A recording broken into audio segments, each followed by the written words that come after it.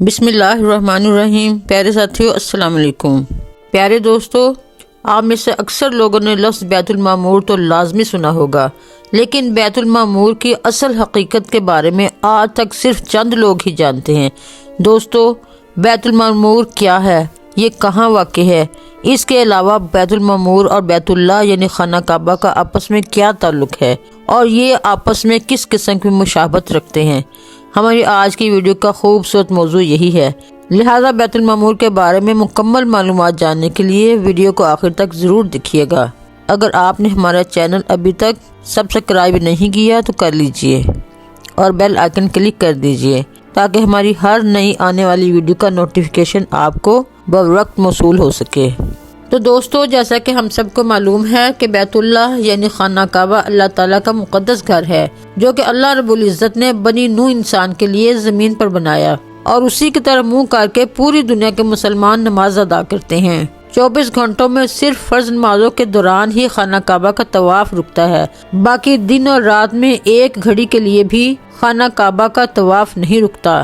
دوستو، جس طرح زمین پر خانہ کعبہ اللہ تعالیٰ کا گھر ہے، بالکل اسی طرح آسمانوں پر بھی اللہ تعالیٰ کا ایک گھر موجود ہے جسے بیت المعمور کہا جاتا ہے، اور یہ انسانوں کی پہنچ سے بہت دور ہے، کیونکہ بیت المعمور 7ویں آسمان پر خانہ کعبہ کی طرز پہ بنا اللہ تعالیٰ کا گھر ہے، جس کے گرد ہزاروں فرشتے ہر وقت طواف کرتے رہتے ہیں۔ بیت المعمور 7ویں آسمان پر بالکل خانہ کعبہ کی سید میں واقع ہے۔ دوستو، معراج شریف کی ایک طویل ترین حدیث پاک میں سے کچھ حصہ یوں ہے کہ جب حضور پاک صلی اللہ علیہ وآلہ وسلم حضرت جبرائیل علیہ السلام کے ہمراہ 7ویں آسمان پر تشریف لائے تو حضرت ابراہیم علیہ السلام کو بیت المعمور سے ٹیک لگائے دیکھا۔ یہ دیکھ کر آپ صلی اللہ علیہ وآلہ وسلم نے حضرت جبرائیل علیہ السلام سے پوچھا کہ یہ کیا ہے؟ اس پر حضرت جبرائیل علیہ السلام نے جواب دیا کہ یہ آسمان پر اللہ تعالیٰ کا گھر ہے۔ جس طرح زمین پر خانہ کعبہ کی فضیلت ہے اور اس کا طواف کیا جاتا ہے، بالکل اسی طرح آسمان پر بیت المعمور کی فضیلت ہے اور اس کا طواف کیا جاتا ہے۔ بیت المعمور کا طواف 70,000 فرشتے صبح اور 70,000 فرشتے شام کے وقت کرتے ہیں۔ جو فرشتہ ایک بار اس کا طواف کر لے، پھر قیامت تک اس کی باری نہیں آئے گی۔ اس سے ہم فرشتوں کی تعداد کا اندازہ لگا سکتے ہیں۔ ہر روز ایک مخصوص جماعت اپنے امام کے ساتھ بیت المعمور کا طواف صبح اور شام کے وقت کرنے آتی ہے۔ ان تمام فرشتوں کی عبادات اور تسبیحات کا ثواب اللہ رب العزت امت محمدیہ میں تقسیم فرما دیتے ہیں۔ اس کے علاوہ آپ صلی اللہ علیہ وآلہ وسلم نے معراج کی رات کچھ فرشتوں کو قیام کی حالت میں دیکھا، کچھ فرشتوں کو رکوع کی حالت میں دیکھا اور کچھ فرشتوں کو سجدے کی حالت میں دیکھا۔ چنانچہ آپ صلی اللہ علیہ وآلہ وسلم نے حضرت جبرائیل علیہ السلام سے پوچھا کہ یہ فرشتے کیا کر رہے ہیں؟ حضرت جبرائیل علیہ السلام نے فرمایا کہ اے اللہ کے محبوب، یہ فرشتے قیام، رکوع اور سجدے کی حالت میں نماز ادا کر رہے ہیں۔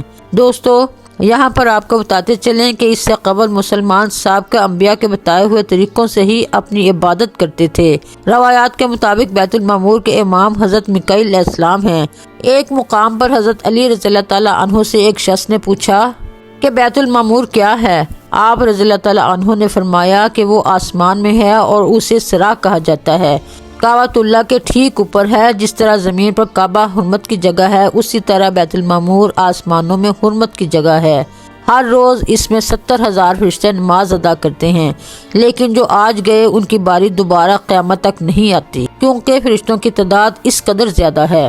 دوستو، اس کے علاوہ قرآن پاک کی سورۃ طور آیت نمبر 4 میں بیت المعمور کا ذکر ہوا ہے، جس میں اللہ تعالیٰ نے 5 قسمیں کھائی ہیں، جس میں ایک قسم بیت المعمور کی بھی ہے۔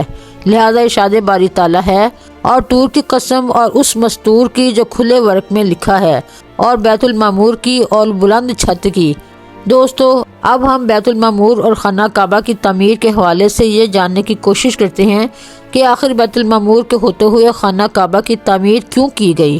دوستو، جب آسمان اور زمین کے بعد اللہ تعالیٰ نے حضرت آدم علیہ السلام کو ان کی غلطی کی بنا پر جنت سے زمین پر بھیج دیا تو وہ 300 سال تک اللہ تعالیٰ سے معافی مانگتے رہے۔ بے شک اللہ تعالیٰ بہت زیادہ توبہ قبول کرنے والا ہے اور رحم کرنے والا ہے، لہٰذا 300 سال بعد اللہ تعالیٰ نے حضرت آدم علیہ السلام کو معاف فرما دیا۔ تو وہ اپنی بیوی اما حوا سے کہنے لگے کہ آسمان پر تھے تو اللہ تعالیٰ کا گھر یعنی بیت المعمور دیکھتے تھے۔ میرا دل چاہتا ہے جیسے آسمان پر فرشتوں کا کعبہ ہے، بالکل اسی طرح زمین پر بھی کعبہ ہونا چاہیے۔ جس طرح آسمان پر فرشتے طواف اور حج کرتے ہیں، اسی طرح ہم بھی یہاں پر طواف کرنا چاہتے ہیں۔